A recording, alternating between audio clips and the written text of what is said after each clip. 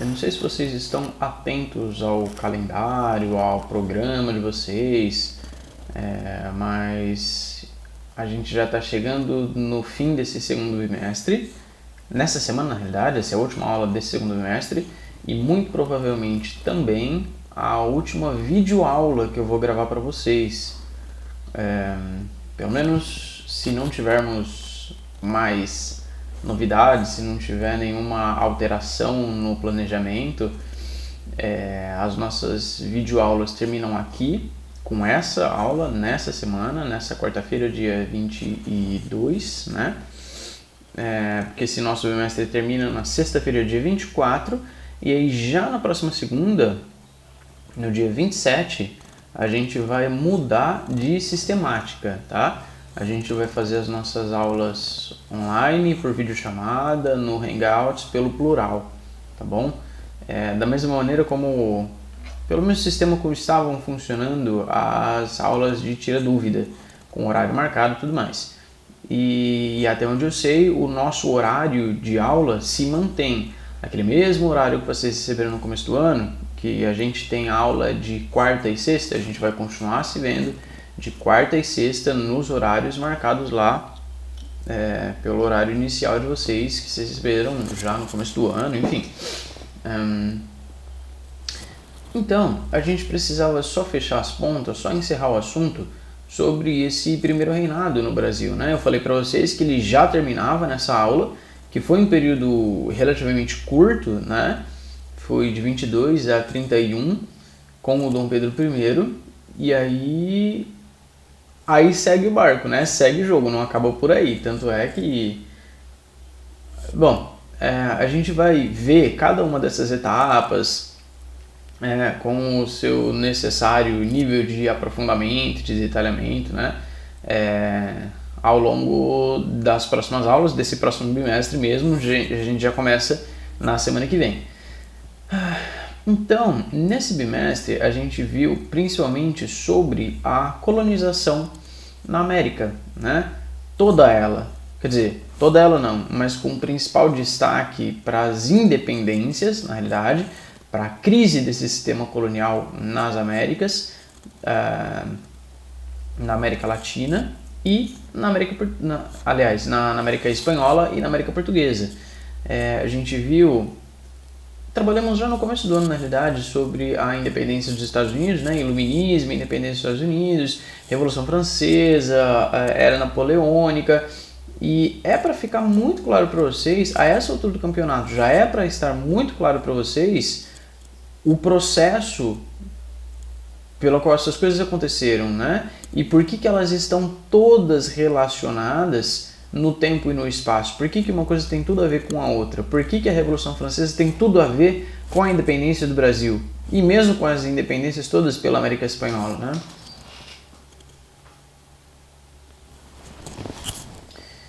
Bom, então aí a gente viu todos esses movimentos aí, e aí a crise do sistema colonial no Brasil, particularmente. Primeiro com a Era Pombalina, de 1750 a 1777, e aí a independência dos Estados Unidos no norte aqui está acontecendo concomitantemente ao fim dessa Era Pombalina, que esse Marquês de Pombal era um representante do despotismo esclarecido, que está nesse mesmo contexto de iluminismo dos séculos 17, 18, não é?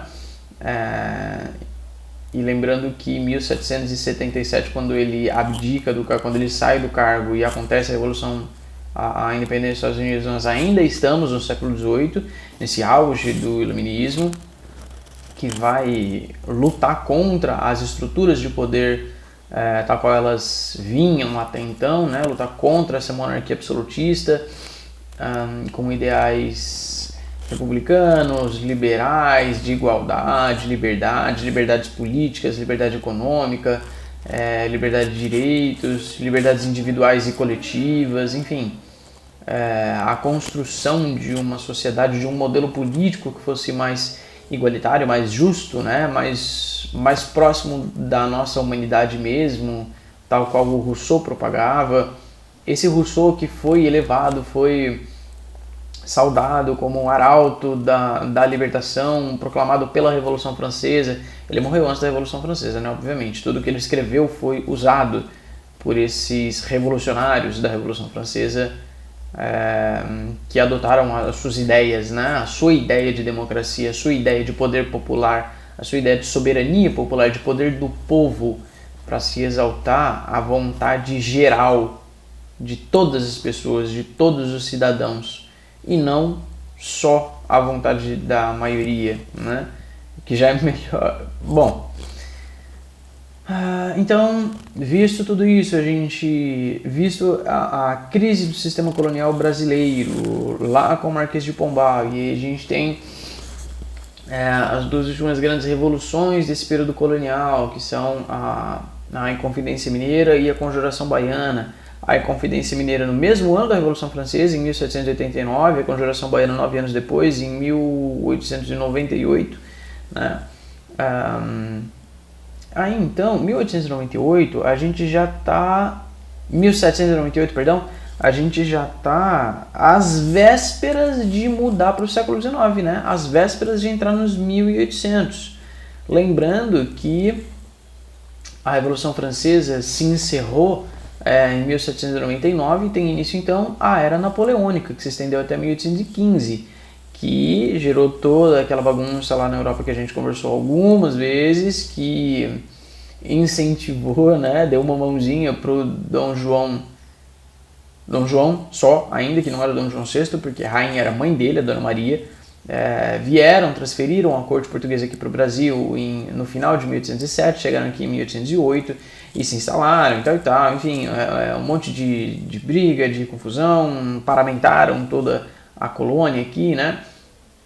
Até 1815, quando Napoleão vai embora e chama o Dom João VI de volta para lá, e ele não quer voltar, eleva o Brasil a instituição, ao título de Reino Unido, a Portugal e Algarve não é mais uma colônia, para ver se eles param de encher o saco, mas não pararam. Então ele teve que voltar para lá, abdicou do cargo aqui, foi embora para Portugal, deixou o filho dele aqui, Dom Pedro I como príncipe regente, mas os chamamentos não paravam, então ele teve que romper definitivamente com o pessoal de lá também.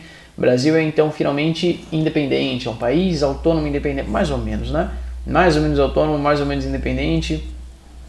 E não foi logo de cara também que todo mundo aceitou isso, teve um monte de brigas internas e externas para a aceitação da independência e para o reconhecimento dessa mesma independência, que foi proclamada por ele em 1822, certo? 7 de setembro de 1822, o tal do Grito do Ipiranga, como a gente viu na última aula, não, 2 aulas para trás, na independência do Brasil. Aí então tem início o primeiro reinado, que foi bastante conturbado. Dom Pedro I tomou medidas absolutamente impopulares, só prejudicava a população, enfim, ninguém estava contente com o governo dele, exceto, claro, por aquela elite historicamente privilegiada que caiu nas suas graças, né? E que era do seu círculo mais íntimo, mais próximo. Pois bem, então, visto o começo, a consolidação desse primeiro reinado, já nessa aula a gente vê o fim dele. Pra vocês verem como foi breve, né? Como foi um período curto. Na província de Pernambuco, o pessoal tinha um forte sentimento republicano e anti-lusitano, favoráveis, portanto, à implantação de uma república e à derrocada do império que se tinha estabelecido no Brasil desde a sua descoberta pelos europeus. Primeiro como colônia, depois como Reino Unido e agora como um império mais ou menos autônomo e independente. O autoritarismo do Dom Pedro II, a dissolução da Assembleia Constituinte de 1823 e mesmo a Constituição que foi outorgada em 1824 foram duramente criticados em Pernambuco, questionados pela população, né? Cipriano Barata e Frei Caneca eram grandes lideranças que faziam oposição ao Dom Pedro I em Pernambuco, e eles ganharam um grande apoio popular, né? Lembrem-se que nesse mesmo período o Nordeste está passando por uma crise econômica pela queda do preço no açúcar, no fumo, no algodão, pela concorrência estrangeira com as Antilhas e mesmo com o sul dos Estados Unidos, e também por causa dos altos impostos cobrados pela coroa para sustentar os seus gastos por motivos escusos muitas vezes, né? Para pagar uma turma para bater nessa população que não está querendo pagar imposto. Bom, tudo isso vai contribuir e vai somando nessa conta do Dom Pedro aí, né? Isso tudo levou a popularidade do Dom Pedro I lá para a lata do lixo, né? Já não vinha bem e só piorava a cada dia. Pois bem, um grupo de revoltosos achou por bem que já era hora de dar um basta nessa brincadeira sem graça, nessa graça sem graça. Comerciantes, produtores rurais e mesmo componentes das camadas urbanas se uniram pelo fim do absolutismo e pela autonomia das províncias pelo modelo federativo, inspirados naquele modelo que tinha sido inaugurado um pouco antes pela independência dos Estados Unidos. Uma nação republicana federativa, com unidades da federação, com essas províncias, esses estados, com uma certa autonomia governativa dentro do conjunto maior da nação, né, do país. Esse modelo pretendia unificar as províncias nordestinas em uma república federalista. Aquela mesma coisa de separação e criação de um país autônomo e independente separado do Brasil mesmo. A gente já viu um episódio parecido com esse umas 2 aulas atrás, não é? Nessa mesma província de Pernambuco, inclusive, com a Revolução Pernambucana de 1817, estão lembrados? Que eles tanto queriam se emancipar como efetivamente se emanciparam e se separaram do Brasil e construíram de fato um país por um período de tempo. Por um período de menos de 3 meses, mas ainda assim, com bandeira e tudo mais. E agora de novo. A coisa não melhorou nada de lá pra cá, então vamos embora de novo e deixa esses caras aí, né? Em julho de 1824, mesmo ano de outorgada a Constituição de 1824, então lembrem-se do contexto e do caminho pelo qual a gente está passando, né? Localizem-se no tempo. Então, em julho de 1824, os pernambucanos romperam com o Império, proclamaram uma nova república e formaram uma junta governativa para governar essa nova república, né? Esse movimento foi apoiado por outras províncias do Nordeste, como Alagoas, Paraíba, Rio Grande do Norte e o Ceará, e recebeu o nome de Confederação do Equador, porque próximo da linha do Equador. Alguns líderes do movimento, como o Frei Caneca, defendiam ideais realmente libertadores e até a emancipação dos escravos, a abolição da escravidão. Mas, como a elite produtora desse país é justamente escravocrata, escravista, esse movimento foi se dividindo e perdendo a força. Para reprimir os confederados, o Dom Pedro II pediu mais uma grana emprestada para a Inglaterra para pagar mais uma porrada de mercenário para subir lá e descer o porrete nesses revolucionários safados. E foi o que ele fez. Os principais líderes do movimento foram presos e 9 deles foram condenados à morte, inclusive o Frei Caneca. Bom, e aí? Aí a situação do Dom Pedro no poder já está insustentável, né? No final dos anos 20 desse mesmo século XIX, né, em 1820, portanto, a popularidade do Dom Pedro I já estava completamente exaurida. Para piorar, em 1826, o Dom João VI, pai dele, lembra? Morreu lá em Portugal. E agora, quem é que vai herdar a coroa, o trono português, se o filho mais velho dele já é imperador do Brasil? Bom, Dom Pedro manda então a sua filha, Dona Maria da Glória, ou Dona Maria II, como ganharia o título mais pra frente, para assumir o trono português no seu lugar. Só que o tio da menina, o irmão do Dom Pedro I, que se chamava Dom Miguel, tomou o trono da Dona Maria e se autoproclamou rei de Portugal. O Dom Pedro I não quis deixar isso barato e mobilizou um exército para resolver essa parada e retomar o trono para sua filha.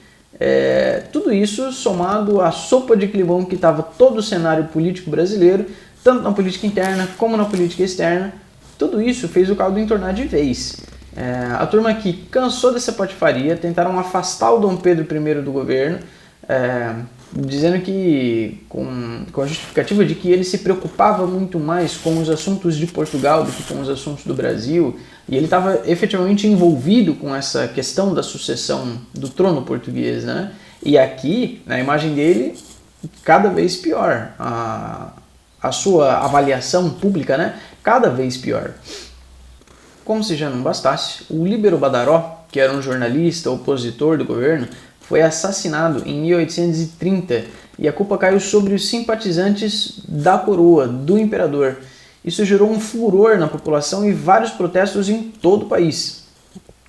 O Dom Pedro I, ele até tentou fazer uma tour pelo país para angariar o apoio dos seus adeptos, para melhorar sua imagem pública, para se aproximar do povo mesmo, mas ele já tinha cavado a própria cova, né? Não adiantava mais nada, não adiantava mais ele fazer nada, a imagem dele já estava completamente destruída perante a população.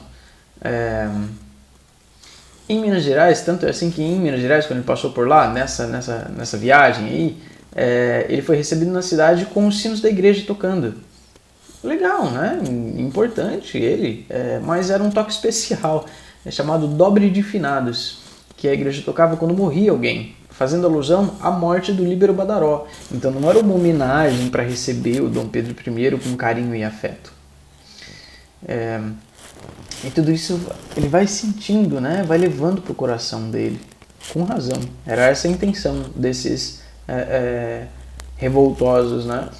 Pois bem, quanto mais os ânimos se inflamavam, mais Dom Pedro se aproximava do partido português, que ainda o apoiava, né?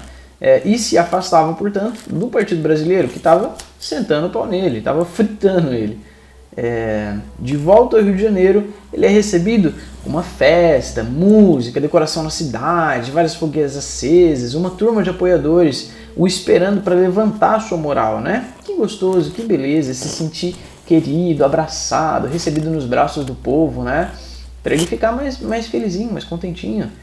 Mas quem que estava fazendo isso? Os seus apoiadores, obviamente os únicos beneficiados com a sua política, tanto interna como externa. Mas os críticos dele não se furtaram da oportunidade para fazer uma manifestação contrária, já aproveitando o ensejo. E se junta os apoiadores e os detratores do imperador numa festa pública. Não deu bom. O resultado não foi bom. Tanto é assim que esse evento ficou conhecido como a Noite das Garrafadas. Vocês podem imaginar por quê, né? E não era garrafinha de plástico, não era garrafinha PET que a gente tem hoje, não. Era garrafa de vidro.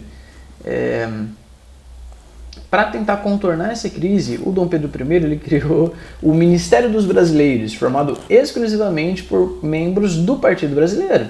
Legal, né? Só que esses caras se inflamaram para descascar o imperador mesmo, e as críticas não pararam. Como a coisa estava ficando feia, o Dom Pedro substituiu os brasileiros por membros do Partido Português. Quer dizer, se vocês acham que a política brasileira hoje é uma palhaçada, vocês imaginem 200 anos atrás. A população pobre e os soldados saíram às ruas do Rio de Janeiro para exigir a volta do ministério deposto, que causou um desgaste ainda maior para a imagem do imperador. Aí, já deu a conta dele, falou, quer saber, eu não preciso disso. Eu não preciso disso, deixa isso pra lá, vai. Vocês não me querem, eu também não quero vocês, então vocês ficam aí, eu vou embora, tá? Eu vou embora pra Portugal, cansei, tá? Vocês estão cansando a minha beleza, eu não preciso dessas coisas.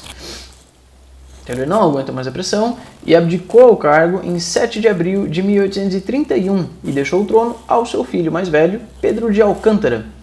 O problema é que o menino tinha só 5 anos de idade na época, então começa... aí ele não poderia assumir o trono, né? Com 5 anos de idade, pelo amor de Deus. Aí então é elegida meio que uma junta governativa para cuidar do país, né? Para governar, enquanto o Pedro de Alcântara não atingisse a maioridade. Esse período ficou conhecido como o período regencial.